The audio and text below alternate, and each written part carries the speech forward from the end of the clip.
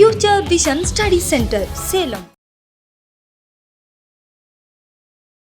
எங்களோட வீடியோஸ் உங்களுக்கு பிடிச்சிருந்தா லைக் பண்ணுங்க, ஷேர் பண்ணுங்க, கமெண்ட் பண்ணுங்க. மறந்துடாம சப்ஸ்கிரைப் பண்ணிட்டு கூடவே இருக்க பெல் ஐகானை கிளிக் பண்ணிடுங்க. so that எங்களோட வீடியோஸ் உங்களுக்கு மிஸ் ஆகாம வந்துட்டே இருக்கும். மெக்கானிக்ஸில் நம்ம இப்போது லாஸ்ட்டாக நமக்கு யூக்லிபிரியம் அப்படின்றது என்னன்னு பார்த்தோம். ஸோ யூக்லிபிரியம் அப்படின்னா என்னன்னா, ஒரு பொருள் வந்து யூக்லிபிரியத்தில் இருக்குது அப்படின்னா அந்த யூக்லிபிரியமாக இருக்கக்கூடிய அந்த பொருளில் மேலே ஆக்ட் ஆகிற எல்லா ஃபோர்ஸஸையும் நீங்கள் ஆட் பண்ணீங்க அப்படின்னா அந்த யூக்லிபிரியம் அப்படிங்கும் போதே sum of all forces is equal to 0. Okay, so எப்படி நம்ம யூக்லிபிரியம், இப்போது ஒரு பொருள் இருக்குன்னு வச்சுக்கோங்களேன், இது ப்ரீவியஸாக சொன்ன கான்செப்ட், பட் யூக்லிபிரியம் அப்படிங்கிறது நமக்கு தெளிவாக புரியணும். ஓகே, அதாவது எப்பெல்லாம் அந்த பொருள் வந்து யூக்லிபிரியத்தில் இருக்கு அப்படின்னு சொன்னால் இந்த பொருள் மேலே ஆக்ட் ஆகிற ஃபோர்ஸ் கண்டிப்பாக அந்த பொருளுக்கு மேலே ஃபோர்ஸஸ் ஆக்ட் ஆகுது அப்படின்னு அர்த்தம். ஸோ அங்கே யூக்லிபிரியமாக இருக்கும் போது இந்த ரிஜிட் பாடி யூக்லிபிரியமாக இருக்கு அப்படின்னா இந்த ரிஜிட் பாடி மேலே ஃபோர்ஸஸ் ஆக்ட் ஆகுது. பட் அந்த ஃபோர்ஸஸ் எப்படி ஆக்ட் ஆகுதுன்னா, இங்கே எவ்வளோ ஃபோர்ஸ் ஆக்ட் ஆகுதோ அதுக்கு ஆப்போசிட்டில் ஃபோர்ஸ் வந்து அதே அளவு ஆக்ட் ஆகி அந்த பொருளை சமநிலையில் வச்சிருக்கு அப்படின்றதுக்கு பேர் தான் யூக்லிபிரியம். ஓகே, ஸோ இப்போ இந்த மாதிரி எவ்வளோ ஃபோர்ஸ் ஆக்ட் ஆனாலும் சரி, ஓகே, எத்தனை நம்பர் ஆஃப் ஃபோர்ஸஸ் ஆக்ட் ஆனாலும் சரி, அவ்வளோ நம்பர் ஆஃப் ஃபோர்ஸஸுக்கு ஆப்போசிட் ஃபோர்ஸஸே இருக்கும். அதனால தான் இதனுடைய சமேஷன் வந்து நமக்கு என்னன்னா, யூக்லிபிரியத்தில் sum of all forces is equal to 0. Okay, so இது யூக்லிபிரியம்கான கண்டிஷன் நம்ம பார்த்துட்டு வந்திருக்கோம். ஸோ இப்போ limiting friction and limiting equilibrium. So limiting friction and limiting equilibrium அப்படின்னா என்னன்னா, when one body is just on the point of sliding on another body, the equilibrium is said to be limiting equilibrium.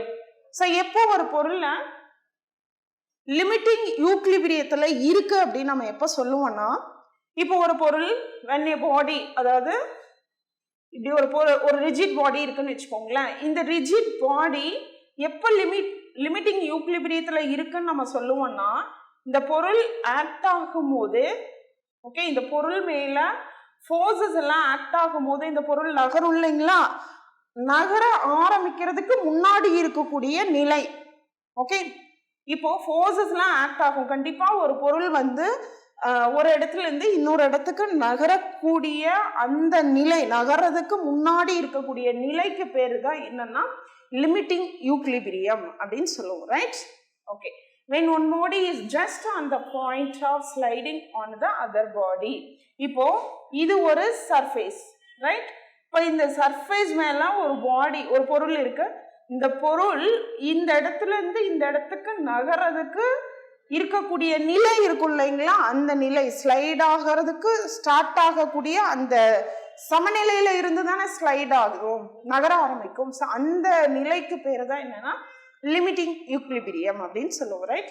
Okay, so next, when one body is just on the point of sliding on the other body, the friction then the exerted is the limiting friction. Okay, so இப்போ same அதே போல தான் நம்ம என்ன பண்ணுவோம் அப்படின்னா, அந்த point வந்து ஒரு இடத்துல இருந்து இன்னொரு இடத்துக்கு நகரதுக்கு முன்னாடி அதுக்கு கொடுக்கக்கூடிய ஃப்ரிக்ஷன் இருக்கும் இல்லைங்களா, ஓகே, அந்த ஃப்ரிக்ஷனுடைய நிலை தான் வந்து நமக்கு என்னன்னா லிமிட்டிங் ஃப்ரிக்ஷன் அப்படின்னு சொல்லுவாங்க. Right? Okay, the limiting friction bears a constant ratio to the normal reaction. Limiting friction அப்படிங்கிறது எதுக்கு ரேஷியோவா இருக்கும் அப்படின்னா, இது வந்து ஃப்ரிக்ஷன். ஓகே, இந்த பிக்சர் பாருங்க, ஒரு பொருள் வந்து ஒரு சர்ஃபேஸ் மேல வைக்கும் போது, ஒரு பொருளை ஒரு சர்ஃபேஸ் மேல வைக்கும் போது கண்டிப்பா என்னாகும், நமக்கு ஒரு ஆக்ஷன் நடக்கும், இதனால ஒரு ரியாக்ஷன் நடக்கும். ரைட்? ஸோ இந்த ரியாக்ஷன் ரெண்டு காம்போனண்டா போகும். ஒன்று வந்து ஃப்ரிக்ஷன், இன்னொன்று வந்து நார்மல் ரியாக்ஷன். ஓகேங்களா? ஸோ இந்த ஃப்ரிக்ஷன் வந்து லிமிட்டிங் ஃப்ரிக்ஷன், நார்மல் ரியாக்ஷன் இது ரியாக்ஷன். ஸோ இது வந்து பிக்சர்ல உங்களுக்கு ஜியோமெட்ரிக்கா டினோட் பண்ணும் போது இந்த மாதிரி டினோட் பண்ணுவாங்க. ரைட்? ஸோ இப்போ இந்த பொருள் இது வந்து லிமிட்டிங் ஃப்ரிக்ஷன்ல இருக்கு, ரைட்டுங்களா? ஸோ இதனுடைய நார்மல் ரியாக்ஷன் பர்பெண்டிகுலரா இருக்கும். ரியாக்ஷன் தான் நமக்கு ரெண்டு காம்பனண்டா பிரியும். அதுல நார்மல் ரியாக்ஷன் வந்து இந்த ஆக்ஷனுக்கு பர்பெண்டிகுலர், இந்த பாயிண்ட் ஆஃப் கான்டாக்டுக்கு பர்பெண்டிகுலரா இருக்கிறது நமக்கு நார்மல் ரியாக்ஷன். ஓகே, ஸோ இந்த நார்மல் ரியாக்ஷனுக்கும் இந்த ஃப்ரிக்ஷனுக்கும் இடையான ரேஷியோ வந்து எதுக்கு ஈக்குவலா இருக்கும்னா ஒரு கான்ஸ்டன்ட்டுக்கு ஈக்குவலா இருக்கும் அப்படிங்கிறது தான் லிமிட்டிங் ஃப்ரிக்ஷன் உள்ள கால்குலேஷனுக்கான ஒரு பாயிண்ட் நமக்கு சொல்றாங்க. ஸோ எஃப்ங்கிறது லிமிட்டிங் ஃப்ரிக்ஷன், ஆருங்கிறது normal reaction, then mu is a coefficient of friction, அதாவது கான்ஸ்டன்ட்னு சொல்லலாம், இல்லை கோஎஃபிஷியன்ட், ஃப்ரிக்ஷனோட கோஎஃபிஷியன்ட். எப்போ ஃப்ரிக்ஷனோட கோஎஃபிஷியன்ட்டாக மாறும் அப்படின்னா எஃப் ஈக்குவல் டு ஆர் இந்த சைடு கொண்டு வந்துட்டோம்னா R mu. Okay, so next angle of friction and cone of friction. So ஃப்ரிக்ஷனுக்கான ஆங்கிள் அப்படிங்கிறது ஒன்று கால்குலேட் பண்ணுறாங்க. when the friction is limiting friction, எப்போ லிமிட்டிங் ஃப்ரிக்ஷன்ல இருக்கோ அப்போதான் நம்மளால அந்த angle of friction அப்படிங்கிறது நம்மளால ஃபைண்ட் பண்ண முடியும். when the friction is a limiting friction, the angle between reaction and normal to the surface, ஓகேங்களா, இது வந்து நமக்கு சர்ஃபேஸ். இந்த சர்ஃபேஸ் மேல தான் இந்த பொருளினுடைய பாயிண்ட் ஆஃப் கான்டாக்ட் இருக்கு. ஓகே, ஸோ இதுக்கு பர்பெண்டிகுலரா இருக்கிறது நார்மல் ரியாக்ஷன், இது ரியாக்ஷன், இது வந்து நமக்கு limiting friction. Okay, so friction வந்து ஃபோர்ஸுக்கு ஆப்போசிட்டாக இருக்கும். ஓகேங்களா, ஸோ லிமிட்டிங் ஃப்ரிக்ஷன் ஒன்று நடக்கும் போது தான் நம்ம என்ன பண்ண முடியும், ஆங்கிள் ஆஃப் ஃப்ரிக்ஷன் அப்படின்றத ஃபைண்ட் பண்ண முடியும், ரைட்டுங்களா? ஸோ ஆங்கிள் ஆஃப் ஃப்ரிக்ஷன் அப்படின்றத எப்படி டினோட் பண்ணுறாங்கன்னா ரியாக்ஷனுக்கும் நார்மல் ரியாக்ஷனுக்கு இடையான ஆங்கிள் நம்ம சம் லாம்டான்னு எடுத்துக்கலாம். Okay, so when the friction is a limiting friction, எப்போ ஃப்ரிக்ஷன் லிமிட்டிங் ஃப்ரிக்ஷனாக இருக்கோ the angle between reaction and the normal to the surface is called the, இந்த லாம்டாக்கு பேரு தான் angle of friction. So angle of friction எப்படி denote பண்ணலாம், lambda. லாம்டாங்கிறது ரியாக்ஷனுக்கும் normal ரியாக்ஷனுக்கும் இடையான கோணம் தான் நமக்கு lambda. Okay, so next cone of friction.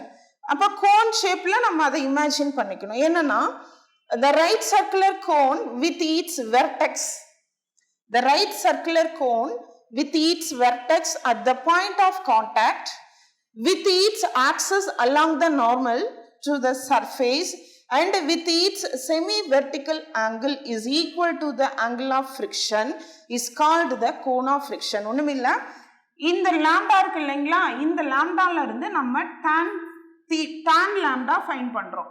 So tan lambda எப்படி ஃபைண்ட் பண்ணலாம், இது வந்து நமக்கு என்னது லிமிட்டிங் ஃப்ரிக்ஷன். இந்த லைன்ல தானே நமக்கு லிமிட்டிங் ஃப்ரிக்ஷன் இருக்கும், அதாவது ஃபோர்ஸ் இப்படி கொடுப்போம், இது வந்து நார்மல் ரியாக்ஷன். இந்த பாயிண்ட் வந்து உங்களுக்கு இந்த பர்பெண்டிகுலர் பாயிண்ட் ஆஃப் கான்டாக்டுக்கு பர்பெண்டிகுலரா இருக்கிறது நார்மல் ரியாக்ஷன், இது ஃப்ரிக்ஷன். இந்த லிமிட்டிங் ஃப்ரிக்ஷனுக்கு பேரலா இருக்கக்கூடிய இந்த இது அப்படியே லைனை ஜாயின் பண்ணீங்கன்னா இதுவும் நமக்கு என்னதான் லிமிட்டிங் ஃப்ரிக்ஷன் தான்.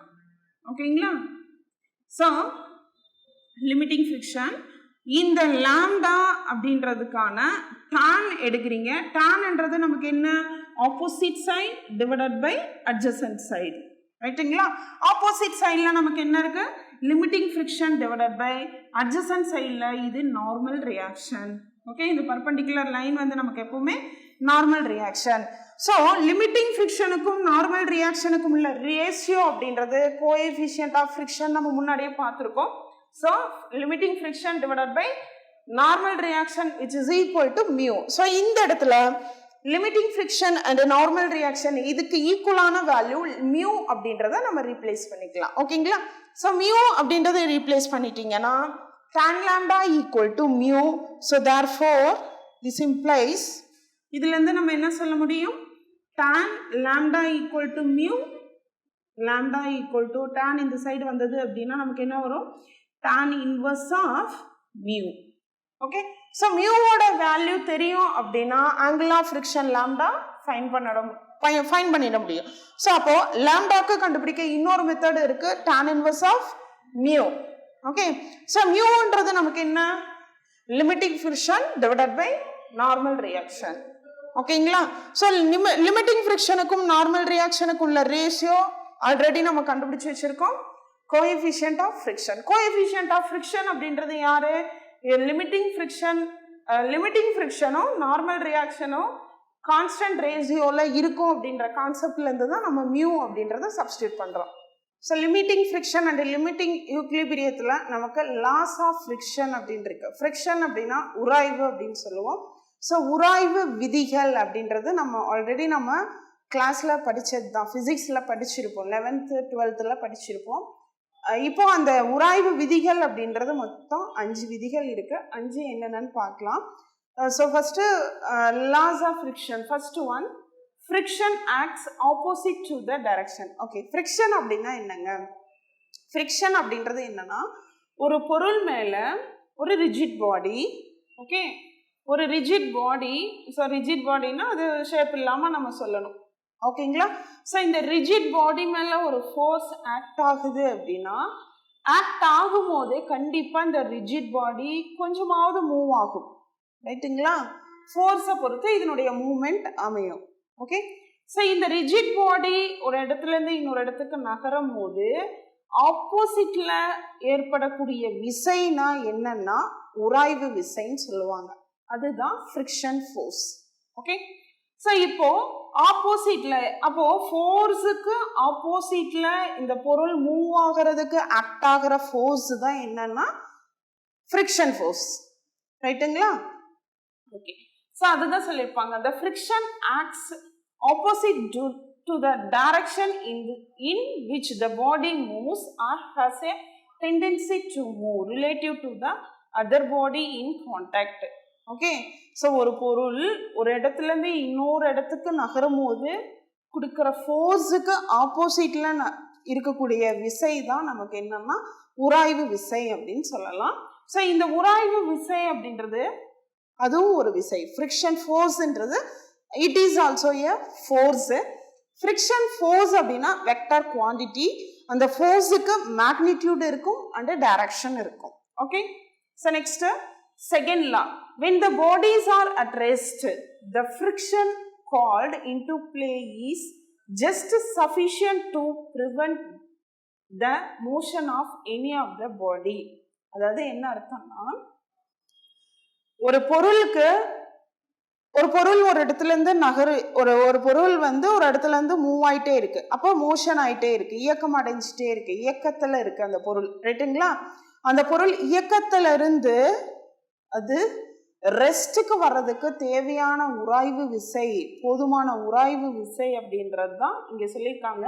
when the bodies are at rest, rest ஆகிறதுக்கு தேவையான விசைகள் அப்படின்றது உராய்வு விசைகள் அப்படிங்கிறது எவ்வளோ இருக்கும்? the friction is called into play is just sufficient to prevent the motion of any of the bodies. அப்போ ஒரு பொருள் வந்து ஓய்வு நிலையில இருக்கிறதுக்கு எவ்வளோ தேவையான உராய்வு விசைகள் கொடுக்கணும் அப்படிங்கிறது தான் அந்த உராய்வு. அப்போ அந்த பொருள் வந்து இயக்க நிலையில இருக்கும் போது உராய்வு விசை கொடுக்கும் போது அந்த பொருளுடைய இயக்கத்துல இருந்து அது என்ன ஆகணும்? ஸ்லோவாகி அது என்ன ஆகணும்? ரெஸ்ட் ஆகணும். அப்போ அதுக்கு தேவையான அளவுக்கு நம்ம உராய்வு விசை கொடுக்கணும் அப்படின்றது second law. So third one, there is a limit to the amount of friction that can be cancelled into play. This limit bears a constant ratio to the normal reaction. So இதை நம்ம முன்னமே பார்த்துருக்கோம், ரைட்டுங்களா? இது என்னன்னா, the limiting friction force அப்படின்றது constant ratio to the normal reaction. Limiting ஃப்ரிக்ஷன்ல நம்ம பார்த்த கான்செப்ட் தான். ஸோ அதுதான் இங்கே சொல்லியிருக்காங்க. அந்த கான்ஸ்டன்ட் அப்படின்றது எதை டிபெண்ட் பண்ணியிருக்கும் அப்படின்னா அந்த மெட்டீரியலினுடைய நேச்சரை டிபெண்ட் பண்ணியிருக்குமே தவிர அது எந்த சர்ஃபேஸில் போயிட்டுருக்கு அப்படிங்கிறத இந்த சர்ஃபேஸை டிபெண்ட் பண்ணி இருக்காது. இந்த சர்ஃபேஸுக்கும் இந்த பொருளுக்கும் இடையான ஒரு பாயிண்ட் ஆஃப் கான்டாக்ட் இருக்கும். பட் இந்த பொருள் வந்து எதை டிபெண்ட் பண்ணி, அந்த ஃபோர்ஸ் ஆஃப் த ஃப்ரிக்ஷன் ஃபோர்ஸ்ன்றது எதை டிபெண்ட் பண்ணி இருக்கும் அப்படின்னா depends on the nature of the materials on the surface. But இது வந்து எவ்வளோ தூரம் இந்த சர்ஃபேஸில் அதை ஆக்குபை பண்ணியிருக்குன்ற அந்த ஏரியாவை பொறுத்து இருக்காது. Not on the measure of the areas in contact. இது கூட எவ்வளோ ஸ்பேஸை ஆக்குபை பண்ணியிருக்குன்ற அந்த கான்டாக்டை வச்சு நம்ம இதை கால்குலேட் பண்ண மாட்டோம். எது? இந்த கான்ஸ்டன்ட். அந்த கான்ஸ்டன்ட் அப்படிங்கிறது எதை டிபெண்ட் பண்ணியிருக்கும்? இந்த பொருளினுடைய நேச்சரும் இந்த பொருளோட சர்ஃபேஸை பொறுத்து தான் நமக்கு அந்த கான்ஸ்டன்ட் ரேஷியோ இருக்குமே தவிர இந்த சர்ஃபேஸில் எவ்வளோ தூரம் ஆக்குபை பண்ணியிருக்குங்கிறத நம்ம அதை மெஷர் பண்ணிக்க மாட்டோம் அப்படின்றது தான் தேர்ட் லா. ஓகே, ஸோ அப்போ உராய்வு விசை அப்படின்றது அந்த பொருள் மேலே ஏற்படக்கூடிய ஒரு விசை. அந்த பொருள் எந்த இடத்துல, அதாவது என்ன ஏரியா, எவ்வளோ தூரம் ஆக்குபை பண்ணியிருக்கு அந்த பொருள் வந்து அந்த சர்ஃபேஸோட தன்மையும் இருக்கணும். அதாவது உங்களுக்கு எக்ஸாம்பிளாக சொல்லணும் அப்படின்னா, மலை மேலே ஏறும்போது உங்களுக்கு உராய்வு விசை எப்படி இருக்கும், தரையில் நடக்கும்போது உராய்வு விசை எப்படி இருக்கும்? ஓகேங்களா? மலை மேலே ஏறும்போது உராய்வு விசை கம்மியாக இருக்கும். ஓகேங்களா? தரையில் போகும்போது உராய்வு விசை கரெக்டாக இருக்கும், ஃபோர்ஸுக்கு தகுந்த உராய்வு விசை இருக்கும். ரைட்டுங்களா? அடுத்து இது ஒரு வளவளப்பான பகுதியில் ஒரு பாலை வச்சிங்க அப்படின்னா அது என்ன ஆகும்? உருண்டு போயிடும் இல்லைங்களா? அதுக்கு ரெண்டுத்துக்கும் இடையான உராய்வு விசை வேற மாதிரி இருக்கும். ஸோ அப்போ அந்த பொருளினுடைய அந்த சர்ஃபேஸினுடைய தன்மையை பொறுத்து தான் உராய்வுக்கான அந்த கான்ஸ்டன்ட் ரேஷியோ, அதாவது டோட்டலாகவே உராய்வு அப்படின்றது அந்த பொருளுடைய தன்மையும் சர்ஃபேஸினுடைய தன்மையும் பொறுத்து தான் இருக்குமே தவிர அது எவ்வளோ இடத்த எவ்வளோ ஸ்பேஸ் அதை ஆக்குபை பண்ணியிருக்குன்றத கான்செப்டுக்கு நம்ம எடுத்துக்க மாட்டோம் அப்படின்றது தான் third law. Fourth one, when a body slides on another.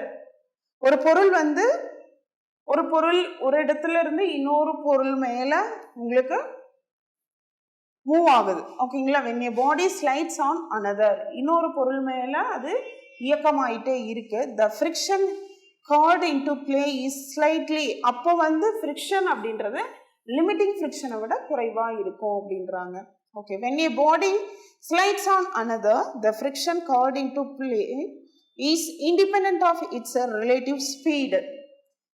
அதனுடைய ரிலேட்டிவ் ஸ்பீடுக்கு இண்டிபெண்ட்டாக இருக்கும் அப்படின்றது தான் ஃபிஃப்த் விதி. when a body slides on another, the friction called into play is, அதாவது ஒரு இடத்துல இருந்து இன்னொரு இடத்துக்கு போகும்போது ஏற்படக்கூடிய அந்த உராய்வு அப்படின்றது என்னன்னா உங்களுக்கு அதுக்கான ரிலேட்டிவ் ஸ்பீடு இருக்கும் இல்லைங்களா, அதுல இருந்து கொஞ்சம் இண்டிபெண்டா, அதை டிபெண்ட் பண்ணி இருக்காது, இண்டிபெண்டா இருக்கும் அப்படின்றாங்க.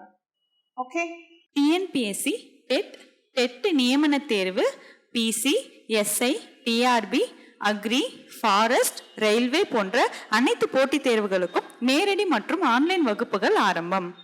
அனைத்து போட்டித் தேர்வுகளுக்கும் ஸ்டடி மெட்டீரியல் கிடைக்கும். நேரடி மற்றும் போஸ்டல் டெஸ்ட் பேட்ச் வசதியும் உண்டு. தொடர்புக்கு future vision study centre, Salem. Contact 9042030163. Future Vision Study Center, SKS Hospital Road, opposite to Hotel Lakshmi Prakash, near New Bus Stand, Salem. cell 90420 30163.